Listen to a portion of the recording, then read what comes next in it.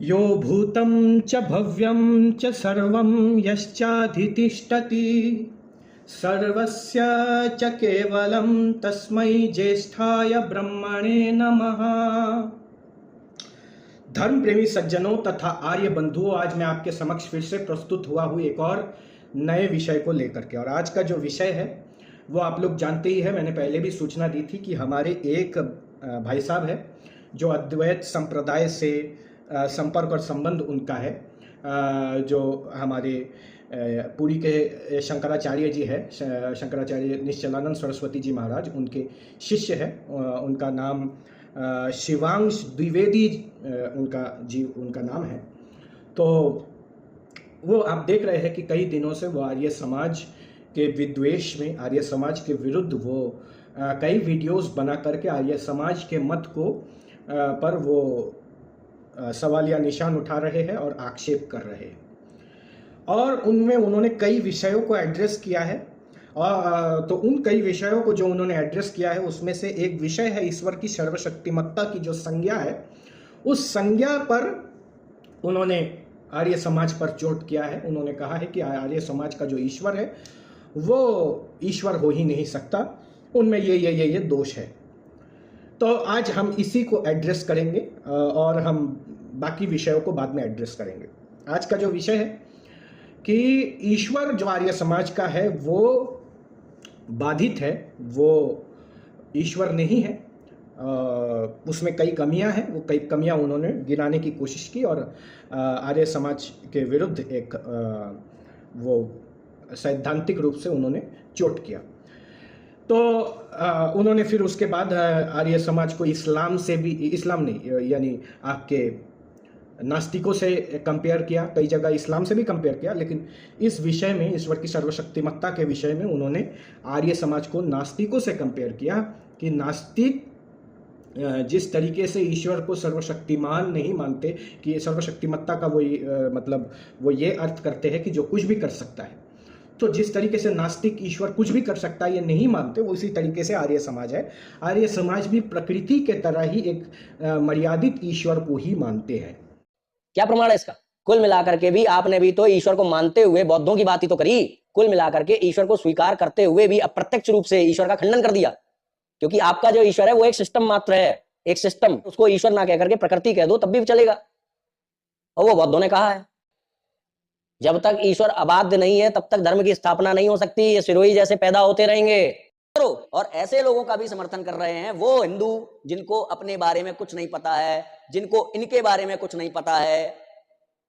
दुनिया में लड़ाई केवल ईश्वर सीमित और ईश्वर असीमित की है, केवल और केवल इसी की लड़ाई है दुनिया में। एक तरफ है वो ईश्वर जो सर्वशक्तिमान है, अबाध्य है, वो कुछ भी कर सकता है, जन्म ले सकता है, कुछ भी करके दिखा सकता है, और एक तरफ है बाधित ईश्वर।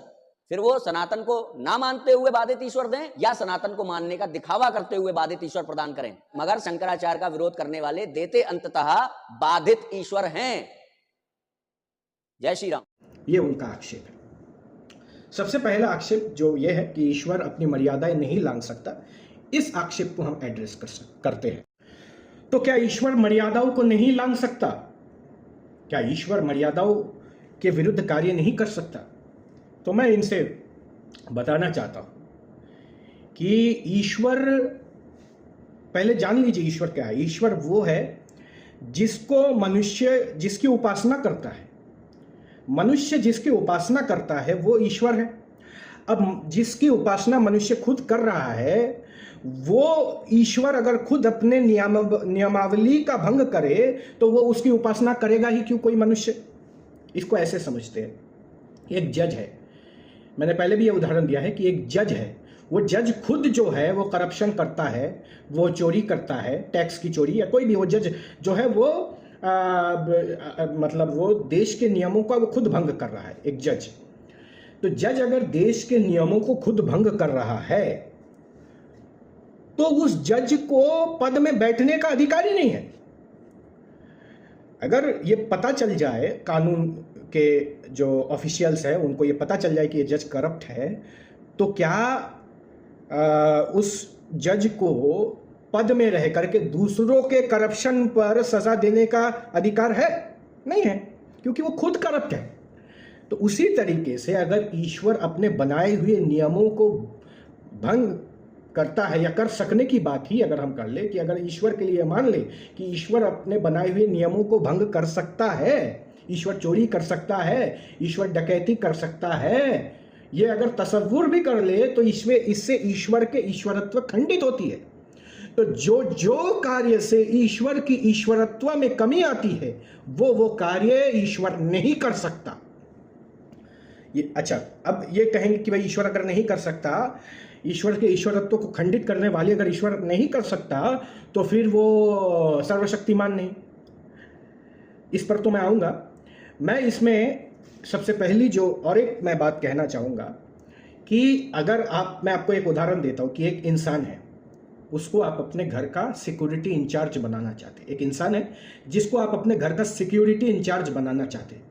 अगर आपके मन में यह आशंका आ जाए कि ये बंदा चोरी कर सकता है, इस बंदे को रखने से ये चोरी कर सकता है, ये मन में अगर आपकी आशंका आ जाए, तो क्या आप ऐसे सिक्योरिटी पर्सनल को अपने घर की सुरक्षा के लिए रखेंगे? एक इंसान है जिसको आप बॉडीगार्ड बनाना चाहते हैं, अपनी बेटी का या अपनी बहन का बॉडीगार्ड बनाना चाहते हैं, उसके लिए आशंका आ जाए कि ये बंदा रेप कर सकता है, ये आशंका आपके मन में आ जाए कि बंदा रेप कर सकता है, तो क्या आप उस बंदे को अपनी बहन का बॉडीगार्ड बनाना ये गवारा करेंगे? तो ठीक इसी तरीके से ईश्वर के लिए यह तसव्वुर आ जाए कि ईश्वर नियमों को भंग करके अधर्म का कार्य कर सकता है, तो उस ईश्वर को ईश्वर मानना भी वैसे ही मूर्खता है, कोई ये अच्छा काम नहीं है। फिर दूसरी बात है कि भाई जो मर्यादाओं से बाधित है वो ईश्वर नहीं। ये इन्होंने एक सिद्धांत बनाया कि जो मर्यादाओं से बाधित है वो तो प्रकृति के समान है, वो ईश्वर कैसे हो सकता है? तो जो मर्यादाओं से बाधित है वो ईश्वर नहीं हो सकता। यही सिद्धांत, इसी सिद्धांत को हम फिट करते हैं भगवान श्री राम पर। भगवान श्री राम ने अपनी जीवन में मर्यादाओं के विरुद्ध काम नहीं किया। पता ये चला कि वो मर्यादाओं से बाधित थे। आपने खुद कहा कि रघुकुल की बात श्री राम जी कर रहे हैं, प्राण जाई पर वचन ना जाई। तो अब आपके डेफिनेशन के अनुसार ये सिद्ध हुआ कि जो मर्यादाओं से बाधित है वो प्रकृति के समान है, वो ईश्वर नहीं है। इससे सिद्ध हुआ कि भगवान श्री राम भी ईश्वर नहीं है, क्योंकि वो मर्यादाओं से बाधित है। तो मर्यादाओं से बाधित होने से ईश्वरत्व अगर नहीं रहता तो ये राम जी के लिए भी आप मानिए, क्यों नहीं मान रहे आप? भगवान श्री राम के लिए भी मानिए। ठीक है, ये तो है, हो गई आपकी इल्जामी जवाब। फिर आपने पूछा कि ईश्वर साकार नहीं होता या ईश्वर गलत काम नहीं करता। ये मत बोलो, बोलो कि क्या कर सकता है कि नहीं। यानी ऋषिवाद जी ने एक वीडियो में जवाब दिया था कि ईश्वर ऐसे अमुक अमुक काम नहीं करता, तो उन्होंने फिर फौरन उस पर पलटवार करते हुए कहा कि इन्होंने छल किया है यहाँ पे कि ईश्वर अमुक अमुक काम नहीं करता। क्या ईश्वर अमुक अमुक काम नहीं कर सकता, ये कह सकते हैं? ये ऋषिवाद जी से उन्होंने पूछा। बुराई नहीं है एक तरीके से ईश्वर के अंदर, ये उनका कहना था। तो जो दूसरे जो सनातन विरुद्ध विचारधाराएं हैं वो कैसे हारती हैं? सनातन विचारधारा से कैसे हारती हैं? क्योंकि उन्होंने भी ईश्वर को पूर्ण रूप में नहीं स्वीकार किया है। पूर्ण मतलब इस जगत का पूर्णतया, इस जगत में ऐसी कोई चीज ना हो जिसको उसने ना बनाया हो, इस रूप में स्वीकार नहीं किया। या तो वो अपने को अलग कर लेगा, या फिर जब ये प्रश्न पूछोगे तो हार जाएगा। क्या प्रश्न है? कि मान लो ईश्वर नाच नहीं सकता है। पहली बात तो हमने प्रश्न ये नहीं किया कि वो नाचेगा या नहीं नाचेगा। हमने प्रश्न ये नहीं किया कि वो अवतार ले सकता है या नहीं ले सकता है। हमने प्रश्न ये नहीं किया कि वो अवतार लेगा या नहीं लेगा। हमने कहा कि उसके अंदर कैपेबिलिटी नहीं है कि नहीं है। तो आपने बड़े ही उसको क्या कहेंगे, चातुर्य भी नहीं कहा जा सकता क्योंकि वो जगजाहिर बात है। तो आपने इस बात का उत्तर ना देते हुए कि वो ले सकता है कि नहीं ले सकता, कर सकता है या नहीं कर सकता, उन्होंने जवाब दिया कि हमारा ईश्वर ऐसा नहीं करता। करता में और कर सकने में अंतर है। पहली बात, मैं कोई कार्य कर सकता हूं, इसका अर्थ यही नहीं होगा कि मैं वो कार्य करता भी हूं, है ना। तो उन्होंने ये जवाब दिया, हमारा ईश्वर ऐसा नहीं, बड़ा इमोशनल अंदाज में, हमारा ईश्वर ऐसा नहीं है। तो ठीक है, तो मैं इस सवाल का जवाब मैं आपको आदि गुरु शंकराचार्य जी से पूछ लेते हैं। आदि गुरु शंकराचार्य इस विषय में क्या कहते हैं? कि ईश्वर के लिए नहीं कर सकने वाला कोई काम है? ये हम आदिगुरु शंकराचार्य जी से पूछ लेते हैं। आदिगुरु शंकराचार्य जी की श्रीमद् भगवद गीता का जो शंकर भाष्य है उसके पेज नंबर 38 को मैं आपके सामने उद्धृत कर रहा हूँ। इसमें आदिगुरु शंकराचार्य जी महाराज कहते हैं कि इसलिए कहते हैं कि अविनाशी ब्रह्म का विनाश करने के लिए कोई भी सामर्थ्य नहीं है। कोई भी अर्थात ईश्वर भी अपने आप को नाश नहीं कर सकता। पता ये चला कि आदिगुरु शंकराचार्य जी भी आपके बनाए हुए डेफिनेशन की ईश्वर सब कुछ कर सकता है, इसके विरुद्ध वक्तव्य अपने गीता भाष्य में उन्होंने खुद दिया है। उन्होंने खुद कहा है कि ईश्वर अपने आप को नाश नहीं कर सकता। तो जब आदिगुरु शंकराचार्य जी के महाराज के कहने से ईश्वर मर नहीं सकता, ये कहने से ईश्वर के सर्वशक्तिमत्ता खंडित नहीं होती, तो हम भी कहते हैं कि ईश्वर गलत काम नहीं कर सकता, इसको कहने से भी ईश्वर की सर्वशक्तिमत्ता खंडित नहीं होती। ठीक है, ये तो मैं आपको इसका जवाब दे दिया। ये दूसरा आपको जवाब दिया। तो ईश्वर वो कार्य नहीं कर सकता जिसको करने से ईश्वर की सर्वशक्ति या ईश्वर के ईश्वरत्व में कमी आए, ऐसे काम ईश्वर नहीं कर सकता। एक और पॉइंट जो माननीय शिवांश जी ने यहां पे उठाया है, इसको थोड़ा गौर से सुनिएगा। माननीय शिवांश जी कह रहे हैं कि ईश्वर सब कुछ कर सकता है। इसका मतलब ये नहीं है कि ईश्वर सब कुछ करता है। कर सकना और करना ये दो अलग अलग विषय है, ये बिल्कुल सही बात है। लेकिन यहां पे एक और बात समझने का आपको समझना होगा। जो पर्सपेक्टिव अगर हम देखें तो ये पूरा मसला आपको क्लियर हो जाएगा कि ईश्वर अमुक अमुक काम कर सकता है, सब कुछ कर सकता है, लेकिन करेगा नहीं, वो काम नहीं करेगा जिससे उसकी ईश्वरत्व खंडित होती हो। यानी ईश्वर सब कुछ तो कर सकता है लेकिन करेगा नहीं, सब कुछ करेगा नहीं, कुछ काम ऐसे हैं जिससे ईश्वर की ईश्वरत्व खंडित होती हो, वो ईश्वर नहीं करेगा। अगर यही है तो मैं ये बोलूंगा कि ये दोष है ईश्वर पर। कैसे दोष है? इस दोष कैसे है कि ईश्वर सब कुछ कर सकता है लेकिन अधर्म के काम वो करता नहीं है। ये अगर हम ईश्वर के लिए तसव्वुर करें तो ये दोष कैसे है मैं आपको बताता हूं। ये दोष ऐसे है कि ईश्वर की वो शक्ति जिसको वो करने से ईश्वर की ईश्वरत्व खंडित होती है, वो शक्ति रिडंडेंट हो जाएगी, और ईश्वर की वो शक्ति जिसको करने से ईश्वर की ईश्वरत्व खंडित होती है, वो अगर रिडंडेंट हो जाएगी तो ईश्वर की रिडंडेंट शक्ति यही तो आपका ऐब है, यही तो दोष है कि ऐसी शक्ति तो ईश्वर में है लेकिन वो उसका इस्तेमाल नहीं कर सकता। तो ये तो दोष आ गया ना ईश्वर पर। ठीक है, अब आप देखिए, आपने कहा कि ईश्वर जो सब कुछ कर सकता है उसे क्या कहेंगे? बात करते हैं। अब हो जाए थोड़े सैद्धांतिक प्रश्न। सबसे पहली बात, क्या आर्य समाज के द्वारा प्रतिपादित होने वाला ईश्वर सर्वशक्तिमान है, पूर्ण है? अब सर्वशक्तिमान का अर्थ आप ये कहोगे कि सर्वशक्तिमान का अर्थ ये नहीं होता है कि वो सब कुछ कर सकता है, कुछ भी कर सकता है। ठीक है, आप कहोगे कि उसको जो कार्य करने हैं वो कार्य करने के लिए यदि वो किसी और पर निर्भर नहीं है तो वो सर्वशक्तिमान है। ठीक है, तो अब ये बताइए कि यदि किसी में ऐसी क्षमता है जो उसको नहीं करने वाले कार्य हैं वो भी वो कर सकता है, कर रहा है नहीं, कर सकता है, तो वो क्या कहलाएगा? जो सब कुछ कर सकता है वो एग्जिस्ट ही नहीं करता हमारे नजदीक, तो हम उसको कहेंगे ही क्यों? जो सब कुछ कर सकता है वो हमारे नजदीक एग्जिस्ट ही नहीं करता, तो हम उसको क्या कहें? हमारे नजदीक वो एग्जिस्ट ही नहीं करता तो हम उसको क्यों कहें, कहने क्यों जाए? ठीक है ना, हम कोई भी चीज जो दुनिया में एग्जिस्ट ही नहीं करता हमारे नजदीक कि कोई एक ऐसी सत्ता है जो सब कुछ कर सकती है, वो हमारे नजदीक एग्जिस्ट ही नहीं करता, तो हम उसका जवाब क्यों दें? ये ऐसे ही है कि मैं आपसे पूछूं कि आप उस प्राणी का नाम बताइए जो महाकाश में वो उसके 10 पैर है, उसके 5 हाथ है, उस प्राणी का नाम आप बताइए। तो आप बोलेंगे भाई हम कैसे बताएं, ऐसी कोई प्राणी अभी तक हमारे नॉन दुनिया में ऐसी कोई प्राणी एग्जिस्ट ही नहीं करती, तो हम ऐसे प्राणी का नामकरण कैसे कर सकते? ठीक उसी तरीके से हमारे नज़दीक ऐसी कोई सत्ता एग्जिस्ट नहीं करती जो हर चीज़ करने पर सामर्थ्यवान हो, तो उसका नामकरण की आवश्यकता ही नहीं। मैं आपसे पूछना चाहता हूँ, क्या एक ऐसी चेतन सत्ता जो कुछ भी नहीं करने पर सामर्थ्यवान हो उसको क्या कहते हैं? उसका आप जवाब दे दीजिए। आप हमसे जवाब मांग रहे हैं। एक ऐसी चेतन सत्ता जो कुछ करने पर सामर्थ्यवान ना हो, उस चेतन सत्ता का नाम क्या है, वो आप बता दीजिए। पता ये चला कि कोई भी सत्ता, कोई भी एंटिटी जो एग्जिस्ट नहीं करती, उसका नामकरण नहीं होता। जैसे मैंने आपसे पूछा कि एक चेतन सत्ता बताइए जो किसी भी कार्य को करने पर सामर्थ्यवान ना हो, तो आप उसका नामकरण नहीं कर सकते। नहीं, हमारे पूर्वाचार्यों ने उसका नामकरण नहीं किया, क्योंकि ऐसी कोई सत्ता एग्जिस्ट ही नहीं करती जो चेतन हो और कुछ करने पर सामर्थ्यवान भी ना हो।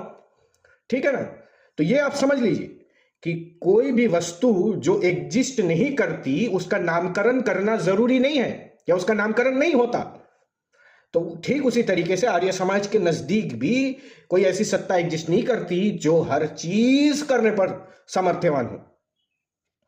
अब आप देखिए, अच्छा, आपने कहा कि भाई क्या ईश्वर साकार हो सकता है? आपने ये एक उदाहरण दिया कि भाई ईश्वर सर्वव्यापक है। ईश्वर सर्वव्यापक होने के बाद वो वेद मंत्र ऋषियों के दिमाग में कैसे उतार रहा है। जैसे ऋषियों के दिमाग में वो अपने आप को रेगुलेट करके ऋषियों के दिमाग में वो वेद मंत्रों को उद्धृत करता है, वैसे ही वो ईश्वर जो है निराकार से साकार होता है। अच्छा, और सुनो, जब ईश्वर सब जगह बिल्कुल बराबर मात्रा में सर्वव्यापक है, तो फिर वेदों के मंत्रों के जो दृष्टा बने, वेदों का जो ज्ञान उनके मस्तिष्क में आया, ऋषियों के मन में, वो कैसे आ सकता है? भाई ईश्वर तो पहले से ही था, तो उसका आना सिद्ध नहीं हुआ ना, क्योंकि ईश्वर के अंदर भी तो वेदों का ज्ञान है और ईश्वर सर्वज्ञ है, तो वो ऋषियों के मस्तिष्क में भी था। जब वो ऋषियों के मस्तिष्क में पहले से ही था, तो फिर वेद मंत्रों का आना जाना सिद्ध नहीं होता है। करो सिद्ध। इसका अर्थ है कि आप भी जाने अनजाने में ये स्वीकार कर रहे हो कि ये जो है व्यवहार और परमार्थ का अंतर है। व्यवहारिक दुनिया में ईश्वर आता है, जाता है। इसका अर्थ है कि आप भी जाने अनजाने में ये मान रहे हो कि ईश्वर अपने अस्तित्व को रेगुलेट करके अपने प्रकटीकरण को सिद्ध करता है मनुष्य के समक्ष। भले ही वो वेदों का ज्ञान देने में करे, भले ही वो भगवत गीता 4:7 के अर्थ में शक्ति का प्रकट होने के रूप में करे, मगर वो करता है, इसे आपको मानना पड़ेगा। वरना वेदों के मंत्र का आना जाना सिद्ध कर दो, शक्ति का प्रकट होना सिद्ध कर दो। जैसे ही प्रकट करोगे, अगर वो आंखों का विषय हो गई तो अवतार हो गया, फिर वो भले ही वो रोशनी के रूप में हो, अवतार हो गया ईश्वर का। जो कहो, वही सत्यार्थ प्रकाश का स्टाइल है, बुरा मत मानना। जो कहो कि ये ईश्वर का एक सीमित रूप है, इसलिए भगवान नहीं हो सकता, कि भगवान अपने आप को रेगुलेट करके जो प्रदर्शित कर रहा है, तो उसे भगवान नहीं कहा जा सकता, क्योंकि उसने रेगुलेट करके अपने सीमित रूप को प्रस्तुत किया है। तो इसका मतलब दुनिया में कोई भी कार्य भगवान के द्वारा होना सिद्ध ही नहीं होता। वेदों का ज्ञान भी भगवान के द्वारा सिद्ध नहीं होता आना, क्योंकि उन्होंने अपने आप को रेगुलेट करके ही तो अपने जो वेद मंत्र प्रकट किए, दृष्टा बने ऋषिगण, उन्होंने अपने आप को रेगुलेट किया, तभी दुनिया में कोई कार्य हो पाया। अगर वो अपने आप को रेगुलेट नहीं कर सकते हैं तो दुनिया में कोई कार्य ही नहीं हो सकता है। अगर उन्हें पृथ्वी बनानी है तो वो एक साथ पूरे ब्रह्मांड में एक साथ जो असीमित ईश्वर है, सर्वज्ञ व्यापक है, वो एक साथ काम करेगा। रेगुलेट तो कर नहीं सकता वो अपने आप को, बाधित है भाई। तो रेगुलेट जब वो कर नहीं सकता, तो सब जगह एक साथ वो सारी पृथ्वी बनाने की प्रक्रिया होगी, तो बनी नहीं पाएगी। तो ये सब तो तभी होगा ना जब भगवान स्वयं को रेगुलेट करेंगे। तो भगवान जब रेगुलेट करेंगे तो वो अवतार क्यों नहीं ले सकेंगे? वो खुद के अव्यक्त रूप में रेगुलेट करके एक निश्चित रूप में रोशनी डालते हुए उस रूप को आंखों का विषय क्यों नहीं बना सकते? तो भाई ये कैसा तर्क है बताइए? ये कोई तर्क है? ईश्वर अपने आप को रेगुलेट करता है? ये कहाँ से आप ये सब बातें करते हैं? ईश्वर अपने आप को रेगुलेट क्यों करेगा भाई? ईश्वर अपने आप को रेगुलेट करने का मतलब है कि रेगुलेट करने से पहले वो अनरेगुलेटेड था, तभी अपने आप को रेगुलेट किया। तो अनरेगुलेटेड से रेगुलेट हुआ तो ईश्वर में विकार आ जाएगा। कैसी बात करते हैं आप? अगर आप ईश्वर को कहते हैं कि वो अपने आप को रेगुलेट करता है, ऐसे आप बता रहे हैं, ईश्वर अनरेगुलेटेड से रेगुलेटेड बन जाता है, तो इससे ईश्वर विकार युक्त साबित हुआ कि वो पहले तो अनरेगुलेटेड था, बाद में अपने आप को रेगुलेट किया, फिर अपने आप को अनरेगुलेट करता है। तो ईश्वर आपके नजदीक वो है जो बिना अपने आप को रेगुलेट किए वो सृष्टि बना नहीं सकता। तो आपका ईश्वर कैसे सर्वशक्तिमान है? जो अपने आप को बिना रेगुलेट किए वो सृष्टि बना ही नहीं सकता। आप कह रहे हैं कि उसको सृष्टि बनाने के लिए अपने आप को रेगुलेट करना पड़ता है, तो वो सर्वशक्तिमान ईश्वर कैसा? कि जो रेगुलेशन के कार्य के ऊपर डिपेंडेंट है, अपने आप को रेगुलेट करने के ऊपर डिपेंडेंट है सृष्टि को बनाने पर, तो वो कैसा सर्वशक्तिमान? एक बात। दूसरी बात है कि आप कह रहे हैं कि ईश्वर जो है वो अपने आप को इंद्रिय का विषय नहीं बना सकता, ईश्वर आपको अपने आप को दर्शन नहीं दे सकता अपने भक्तों को, वो तो सर्वशक्तिमान है। और आपने उसको इससे कंपेयर किया, यानी ईश्वर के वेद मंत्र उद्धृत होने से उसको आप कंपेयर किया। तो कोई बंदा अगर ये कहे कि जैसे एक मनुष्य जिस तरीके से खाना खाता है, जो मनुष्य खाना खा सकता है वो पेड़ पर भी चढ़ सकता है, कोई तुक है इस बात की? कोई ये कहे कि एक इंसान खाना खा सकता है और इससे ये बात सिद्ध करने का प्रयास करे कि वो ये इंसान पेड़ में भी चढ़ सकता है, क्योंकि वो खाना खा सकता है तो वो पेड़ में भी चढ़ सकता है, ये कोई तुक होगा इस बात की? आप भी यही कह रहे हैं। आप कह रहे हैं कि जिस तरीके से वेद मंत्र जो है निराकार ईश्वर से ऋषियों के दिमाग में या ऋषियों के मन में उद्धृत होता है, उसी तरीके से ईश्वर निराकार से साकार होता है। ये कोई तुक है इन दोनों बातों की? कोई तुक नहीं है ना। ठीक उसी तरीके से जो कोई एक इंसान उठ करके ये कहे कि इंसान चूंकि खाना खा सकता है वो पेड़ में भी चढ़ सकता है, दोनों बातों में कोई तुकांत नहीं है। तो यही मैं आपसे पूछना चाहता हूं कि निराकार ईश्वर का वेद मंत्र ऋषियों के मन में उद्धृत करने से ये बात नहीं सिद्ध होता कि निराकार ईश्वर साकार बन सकता है, क्योंकि वेद मंत्र का उद्धृत होने के वक्त ईश्वर निराकार से निराकार ही रहता है, उसके सत्ता में कोई परिवर्तन नहीं आता। लेकिन निराकार ईश्वर जब साकार होता है तब उसमें विकार उत्पन्न होता है। तो दोनों को कंपेयर करना ही लॉजिकल फैलेसी यानी फॉल्स इक्विवेलेंस में आ जाएगा। फिर इसमें एक और बात आता है कि ईश्वर को अपने आप को दर्शन देने के लिए साकार होना पड़ रहा है। इसका मतलब यह है कि ईश्वर, आपका ईश्वर बिना साकार होकर के, बिना साकारत्व को धारण किए, बिना शरीर के, वो अपने आप को दर्शन देने पर असमर्थ है, वो सामर्थ्यवान नहीं है। तो भाई हम तो वो ईश्वर मानते हैं जो निराकार रहते हुए भी योगियों को दर्शन दे सकते, निराकार रहते हुए। तो आप देखिए दोनों ईश्वर में डिफरेंस देखिए कि हम आर्य समाजी वो ईश्वर मानते हैं जो निराकार रह करके वो अपना दर्शन दे सकता है योगियों को, और आप वो ईश्वर मानते हैं जिसको दर्शन देने के लिए साकारत्व का आवरण पहनना पड़ता है, साकारत्व का चोला पहनना पड़ता है। तो सर्वशक्तिमान ईश्वर आप ही के डेफिनेशन के अनुसार तो आर्य समाज का ईश्वर हुआ जो निराकार रह करके भी योगियों को दर्शन देने का काम कर सकता है। अच्छा, इसमें एक और बात है कि भाई पहले तो ये सिद्धांत जान लीजिए। ये कह रहे हैं कि वेद मंत्र का ऋषियों के मन में उद्धृत होना इसको सिद्ध करो। तो पहली बात तो ये है कि इसको हम सिद्ध क्यों करें? क्या आपको ये सिद्धांत पता नहीं है कि फरीकैन किसी बात पे मुत्तफिक हो तो दलील नहीं मांगी जाती? दो बड़ी विरोधी पक्ष किसी बात पे सहमत हो तो दलील नहीं मांगी जाती। भाई आप भी मानते हैं कि वेद ईश्वर प्रदत्त है, मैं भी मानता हूं वेद ईश्वर प्रदत्त है, इस पे दलील नहीं मांगी जाएगी क्योंकि आप और हम इस विषय में सेम पेज में हैं। तो जब फरीकैन यानी दो विरोधी पक्ष किसी बात पे सहमत हो तो दलील नहीं मांगी जाती। इसको भी सिद्ध किया जा सकता है, ये भी कोई बड़ी बात नहीं है कि निराकार ईश्वर की वाणी या वेद को सिद्ध करना कोई बड़ी बात नहीं, लेकिन वो आज का विषय नहीं है। तो इसको मैं ये फग्गी वाला जवाब दे करके ही आपको इतना ही जवाब आज देता हूँ। फिर आपने कहा कि जो कुछ भी कर सकता है उसकी जो मर्यादाएं है वो पूर्ण होंगी। ये कहां से आप लाए? ये आप सिद्धांत कहां से लाए कि जो कुछ भी कर सकता है उसकी मर्यादाएं पूर्ण होंगी? ये सिद्धांत की दलील दीजिए ना कि जो कुछ भी कर सकता है उसकी मर्यादाएं पूर्ण होंगी। सिद्धांत का प्रमाण दीजिए। मैं आपको बता रहा हूं कि जो कुछ भी कर सकता है उसके लिए आप ये मान रहे हैं कि वो ईश्वर चोरी भी कर सकता है, वो ईश्वर डकैती भी कर सकता है। उसके लिए मैंने आपको पहले भी उदाहरण दिया कि अगर ये संभावना आप किसी इंसान में पाते हैं तो उस इंसान को आप अपना बॉडीगार्ड नहीं रखेंगे।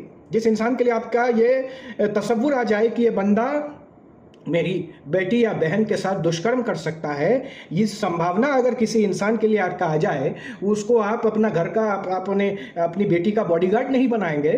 वो ईश्वर जिसकी हम उपासना करते हैं वो ईश्वर वो कुछ भी कर सकता है, ये मान ले, वो चोरी भी कर सकता है, ये मान करके आप ये भी कह रहे हैं कि उसके बनाए हुए नियमावली पूर्ण भी है, उसके बनाए हुए नियमावली में कोई दोष नहीं है। तो ये तो दो डबल स्टैंडर्ड वाली बात है। आप ये भी मान रहे कि वो चोरी भी कर सकता है और आप उसके नियमावली को भी आप उसमें कोई दोष नहीं ढूंढ रहे या दोष नहीं पा रहे कि जो चोरी कर सकता है उसकी नियमावली पूर्ण है। तो ये नहीं हो सकता। फिर ये तो आदिगुरु शंकराचार्य जी ने भी माना है कि उस ईश्वर का अतिक्रमण कोई भी नहीं कर सकता।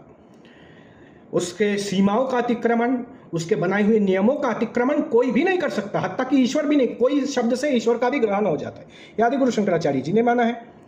दूसरी बात है, आपने सर खुजला करके, ऐसे आपने सर खुजला करके कहा कि अगर सर्वशक्तिमान का आर्य समाजियों का ये अर्थ है कि वो अपने कार्य को करने में किसी और की सहायता नहीं लेता, सर्वशक्तिमान का अगर यही अर्थ है तो मैं अपना सर खुजा रहा हूँ, तो मैंने सर खुजाते वक्त अपने किसी और की सहायता नहीं ली, तो ये सर खुजाने से मैं सर्वशक्तिमान हो गया। ये आप नहीं बोलोगे। अब जो आर्य समाज का जो अलंक और जो ईश्वर है आपके द्वारा प्रतिपादित होने वाला, अगर उसको देखा जाए तो क्या हो रहा है कि अच्छा, उसमें एक तर्क और दिया गया है कि ईश्वर यदि वो सारे कार्य कर रहा है जो उसको करने हैं तो वो सर्वशक्तिमान है। अगर वो कर सकता है बिना किसी की सहायता के, किसी पर निर्भर नहीं है वो, और यदि वो कार्य वो कर पा रहा है तो वो जो है सर्वशक्तिमान है। और अब एक प्रश्न आता है कि भाई ईश्वर के कार्य कौन कौन से हैं, तो ये इसके लिए क्या लिखा गया है, ये तो ईश्वर ही बताएगा। ठीक है, अब इस हिसाब से ये जो तर्क है, तो मैं अगर ताली बजाने लगूं, कोई मुझसे आकर के पूछे भाई तू क्या कर रहा है, तो मैं कहूंगा भाई मैं ताली बजाकर ये सिद्ध कर रहा हूं कि मैं सर्वशक्तिमान हूं। कैसे? अगर मैं वो कार्य कर सकता हूं जो मुझे करने हैं तो मैं सर्वशक्तिमान हूं। अगर मैं बिना किसी की सहायता के वो कार्य कर सकता हूं जो मुझे करने हैं। अच्छा, और ये तय कौन कर रहा है कि तुझे कौन कौन से कार्य करने हैं? मैं खुद, मैं तय कर रहा हूं। मुझे ताली बजानी है, मैं बजा रहा हूं, अब मैं हो गया सर्वशक्तिमान। हो गया ना? ये तर्क है। तो थोड़ा इस पर वर्क करिए। सब लोग ताली बजाएंगे और स्वयं को सर्वशक्तिमान घोषित करेंगे और ये कह देंगे हमारा कार्य है भाई ताली बजाना। अब हम ताली बजा पा रहे हैं, देखो मेरा कार्य है सर में ये खुजली मिटाना, तो मैं खुजली मिटा पा रहा हूं, मैं हो गया सर्वशक्तिमान। कितना अच्छा तर्क है ना, बहुत बढ़िया। तो आप बताइए इसका मैं क्या जवाब दूं, इसका कोई अच्छे तरीके से क्या जवाब दिया जा सकता है? आप सोचिए, अगर इन तरीके के तर्क आप उठा रहे हैं तो फिर आप समझना नहीं चाहते, यही इसका निष्कर्ष निकलता है कि आप ये कह रहे हैं कि सर्वशक्तिमान का अगर ये अर्थ है कि वो अपने कार्य को करने में किसी और की सहायता नहीं लेता, तो मैं भी सर्वशक्तिमान हूं, मैं भी सर खुजा रहा हूं। ये कोई तर्क है? आप बताइए। खैर, मैं फिर भी आपको बहुत ही साफ और अच्छे जुबान में मैं जवाब देता हूं कि इससे बंदा सर्वशक्तिमान नहीं होता। क्यों नहीं होता? क्योंकि डेफिनेशन क्या है कि सर्वशक्तिमान का डेफिनेशन है जो अपने किए हुए कार्य में किसी और की सहायता ना ले। तो क्या जीवात्मा, हम तो जीवात्मा हैं, क्या जीवात्मा अपने सर को खुजाने के लिए इस ईश्वर के द्वारा, ईश्वर प्रदत्त इस शरीर पर डिपेंडेंट नहीं है? क्या कोई इंसान जो कोमा में है, क्या वो कोमा वाला इंसान अपना सर खुजा सकता है? पता ये चला कि ये शरीर और इस शरीर के इंद्रियों के संचालन करने वाली जो शक्ति है, जो 5 प्राण है और जो हमारे शरीर का जो पूरा तंत्र सिस्टम है, ये सिस्टम भी परमात्मा प्रदत्त है। तो ये जो हम खुजा रहे हैं, ये हम खुद अपने बल से नहीं खुजा रही, ईश्वर द्वारा बनाए हुए शरीर के ऊपर हम डिपेंडेंट है अपने सर को खुजाने के लिए। तो आप क्या तर्क दे रहे हैं? थोड़ा आप समझ करके तर्क दीजिए। अच्छा, फिर आपने कहा कि ईश्वर एक ऐसा पत्थर बना सकता है कि जिसे वो खुद ना उठा पाए। तो आपने जवाब दिया हाँ, वो ईश्वर एक ऐसा पत्थर बना सकता है जिसे वो खुद ना उठा पाए, लेकिन ये ईश्वर की एक अवस्था शेष रहती है जो उस पत्थर को फिर से उठा लेती है। भगवान के कान से मधुकैटभ का जन्म होता है जिसको वो स्वयं नहीं मार पाते, माँ भगवती को उन्हें मारने के लिए आना पड़ता है। अब बात ये आती है, अगर ईश्वर असमर्थ हो गया कोई कार्य करने में तो इसका मतलब बाधित हो गया, ये तो ईश्वर सर्वशक्तिमान नहीं रहा। नहीं, जब वो मधुकैटभ को मार नहीं पाए उसके बाद भी वो ऐसे अस्तित्व में शेष थे जिस अस्तित्व के कारण दोबारा आए दूसरे रूप में और उन्होंने मधुकैटभ को मार दिया। जब रावण के रूप में वो धनुष को नहीं उठा पाए तो दोबारा आए राम के रूप में और उन्होंने धनुष को उठा दिया। पहली बात तो ये है कि ईश्वर ऐसा पत्थर बना पाया जिसको वो स्वयं नहीं उठा पाया, मगर वास्तविकता में ईश्वर का एक अस्तित्व ऐसा शेष रहता है जिसके कारण वो पुनः किसी अन्य रूप में आकर के या उसी रूप में आकर के उस पत्थर को दोबारा उठा भी सकता है। तो आपका प्रश्न फिर ये होगा क्या ईश्वर अंत में ऐसा पत्थर बना सकता है जिसको वो स्वयं ना उठा सके, उसके बाद उसका रूप शेष ना रह जाए? ऐसा कभी नहीं हो सकता। तो आपने सवाल को ही आपने सवाल को ही फुलफिल नहीं किया। सवाल ये है कि क्या ईश्वर ऐसा पत्थर बना सकता है जिसे वो ना उठा सके? इससे ये तात्पर्य है कि ईश्वर एक ऐसा पत्थर बना सकता है जिसको वो खुद कभी ना उठा सके। आप सवाल को स्ट्रॉमैन करके आप जवाब दे रहे। स्ट्रॉमैन आर्गुमेंट मत कीजिए ना। जब यह कहा जाता है कि क्या ईश्वर एक ऐसा पत्थर बना सकता है जिसे वो उठा ना सके, इससे यह तात्पर्य है कि वो ईश्वर एक ऐसा पत्थर बना सकता है जिसे वो कभी भी किसी भी परिस्थिति में ना उठा सके। ये इसका तात्पर्य। आपने जो जवाब दिया कि ईश्वर एक ऐसा पत्थर बना सकता है जिसे वो खुद ना उठा सके, लेकिन एक ऐसी ईश्वर की शक्ति बाकी रहती है जो उस पत्थर को बाद में उठा सकता है। तो फिर जो क्वेश्चन का कंडीशन है उसी को आपने फुलफिल नहीं किया। अच्छा, फिर इसी वीडियो में आपने ये बात स्वीकार किया कि आपका परमार्थिक ईश्वर वो मर्यादाओं से बंधा हुआ है। तो अगर आपका परमार्थिक ईश्वर मर्यादाओं से बंधा हुआ है तो आर्य समाज का ईश्वर अगर मर्यादाओं से बाधित हो तो आपको क्या समस्या है? यानी आप अपने ही विरुद्ध वक्तव्य दे रहे हैं। तो परमार्थ की दुनिया में, परमार्थ के संसार में ईश्वर सीमित है, निश्चित है, बाधित है, सुनिश्चित है। हालांकि इन सारे मापदंडों पर ईश्वर को आंकना ही गलत है, क्योंकि जो परमार्थ का ईश्वर का रूप है वो प्राप्तव्य है। व्यवहारिक व्याख्या में आपके ही शब्दों के अनुसार हम ये कह सकते हैं कि परमार्थ में ईश्वर निश्चित है, सीमित है, बाधित है, नियमों के नीचे भी है। वो नियमों के नीचे कैसे है कि परमार्थ में वो ऐसा नहीं कर सकता कि वेदों पर चलने वाला मनुष्य उनके पास गया और वहां उसको मोक्ष ना मिला। नहीं, धर्म के मार्ग पर चलने वाले को तो मोक्ष मिलेगा ही। आपने अपने परमार्थिक ईश्वर जो सत्य है उसके लिए मान लिया कि वो मर्यादाओं से बाधित है। आर्य समाज के ईश्वर के लिए मानने में आपको समस्या हो रही है।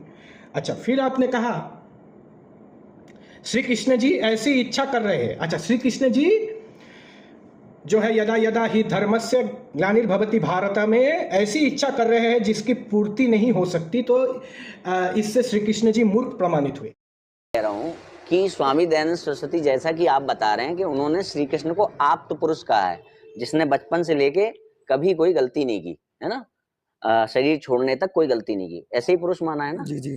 अब वो एक जगह ये है कि अगर किसी व्यक्ति के अंदर ऐसी इच्छा आ रही है जो कि संभव नहीं है, तो वो अज्ञानता है उसकी। जी, बात तो अज्ञान सही हो है। सकती है इसमें हाँ, व्यक्ति पर। तो जी जी, इसका मतलब है श्री कृष्ण भगवान अज्ञानी थे जो उन्होंने ये इच्छा प्रकट की कि मैं जो है अपनी इच्छा अनुसार जन्म लूं, जब जब पाप बढ़े मैं आऊं। जी देखो, मैं तो अब वो जी, अज्ञानी है अगर सत्यार्थ प्रकाश के अनुसार, तो फिर जो वो आप्त पुरुष सिद्ध नहीं होते, और जब आप्त पुरुष हैं तो वो अज्ञानी सिद्ध नहीं होते। जी जी, मैं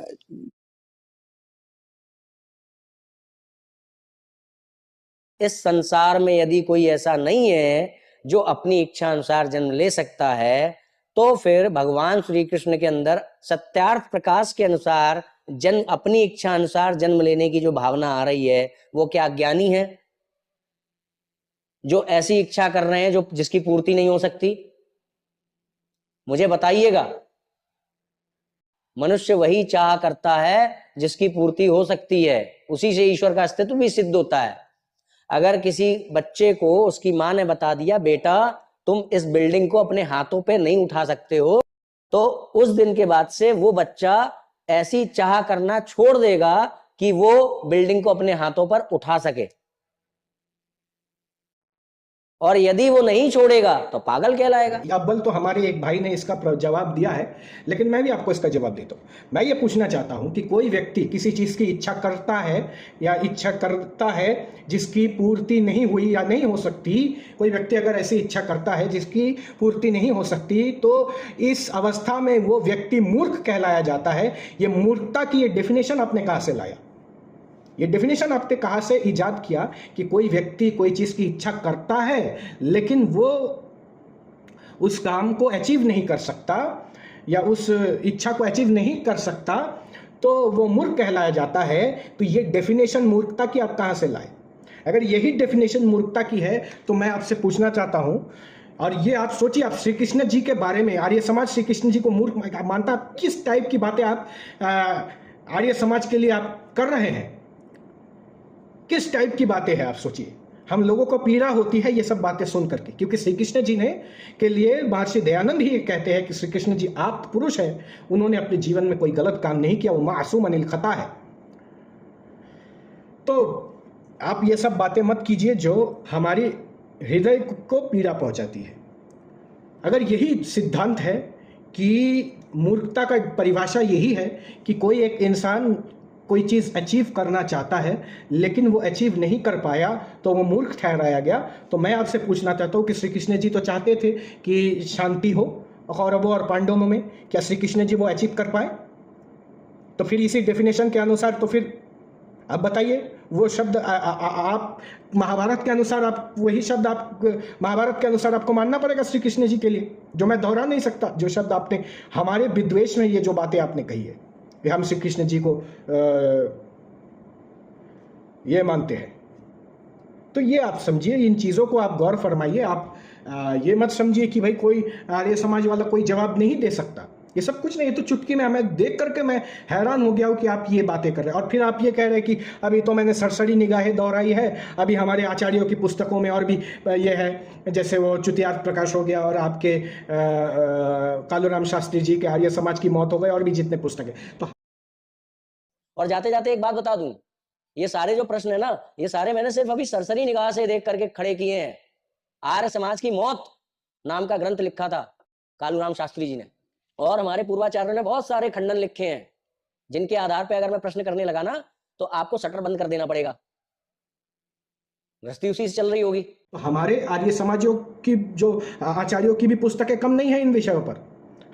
मैं भी ये कह सकता हूँ कि हमारे आचार्यों की पुस्तकें निकालने से हम भी बहुत सारी चीज़ें बातें कर सकते हैं, ठीक है ना। तो ये कोई अच्छा लक्षण नहीं है। ये बातें बहुत सारी की जा सकती, फिर गड़े मुर्दे उखड़ेंगे तो बहुत सारी बातें निकल करके आएंगी।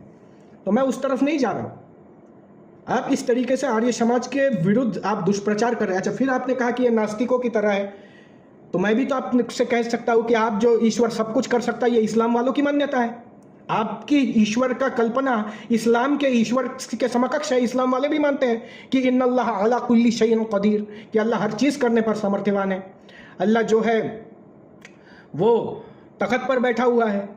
ये मैं भी कह सकता हूँ कि आप वो तख्त पर बैठने वाला अल्लाह साकार है, उससे मैं आपके ईश्वर को उसके समकक्ष ठहरा सकता हूँ, लेकिन इससे कोई फायदा नहीं होगा, ठीक है ना। वो लोग भी मानते हैं कि भाई ईश्वर जो चाहे वो कर सकता है। आप लोग भी मानते हैं ईश्वर जो चाहे वो कर सकता है। मैं आपको इस्लाम के समकक्ष ठहरा सकता हूँ, लेकिन मैं काम नहीं करूँगा। फिर आप अलंकार समाजी कह रहे हैं, ठीक है ना। तो ये सारी चीज़ें अच्छी बात नहीं है। मैंने आज एक विषय को एड्रेस किया, नेक्स्ट दिन हम एक और विषय को एड्रेस करेंगे। आज सर्वशक्तिमत्ता के विषय पर मैंने आपको